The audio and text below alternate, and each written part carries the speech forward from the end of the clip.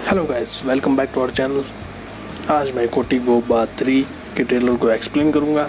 इस मूवी में star cast में है किच्चा सुदीप और मैडोना।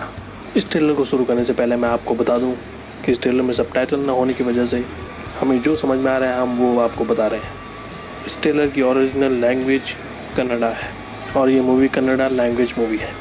तो चलिए शुरू करते हैं।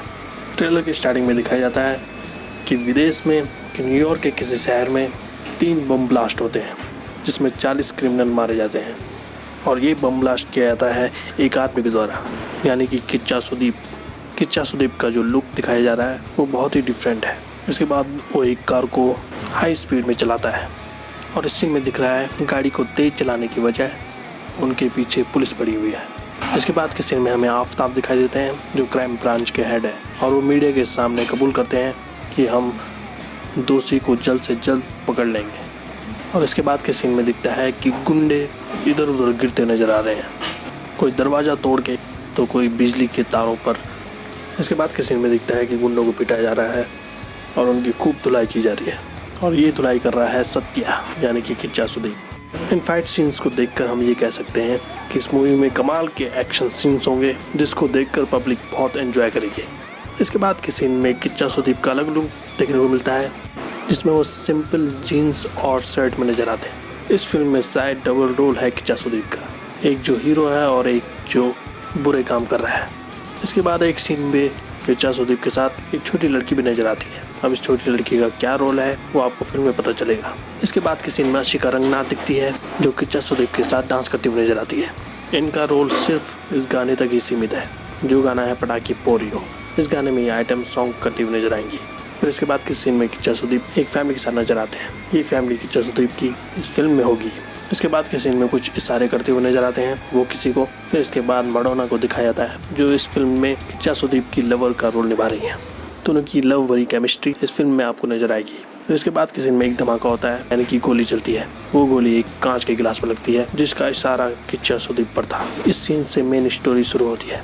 इसके बाद के सीन में मेन विलन की एंट्री होती है जिनका नाम है नवाब शाह, जो इस फिल्म में मेन विलन का रोल निभाएंगे, जो कहते हुए नजर आते हैं कि ह्यूमन पॉपुलेशन बहुत बड़ी समस्या है संसार की। और उनका लुक देख के लग रहा है कि वो एक बहुत बड़ी कंपनी के मालिक हैं। इसके बाद वो किसी वायरस की बात करते हैं, यानी कि उस वायरस को छोड़कर या फैलाकर वो ह्यूमन पॉपुलेशन को खत्म करना चाहते हैं। उनके हाथ में दिखाई भी दे रहा है एक ट्यूब जिसमें लिक्विड भरा हुआ है।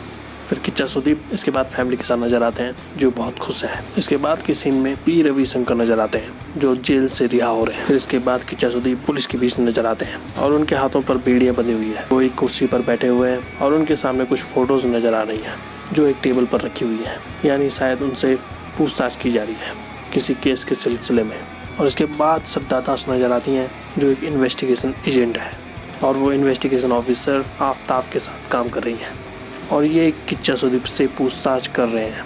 उन्हें लगता है कि ये असली विलन है, जबकि जो विदेश में बम ब्लास्ट हुए थे वो किच्चा सुदीप के दूसरे डबल रोल ने किए थे। उसकी वजह से ये फंस चुका है और पुलिस शायद इसको ही गुनहगार मान रही है। इसके बाद नवाब शाह कहते हुए नजर आते हैं अपने माइकल को कि उसको ख़त्म कर दो। फिर इसके बाद दिखता है कि किच्चा सुदीप को एक कुर्सी से बांधा गया है और वो एक दीवार से जाकर टकरा जाते हैं।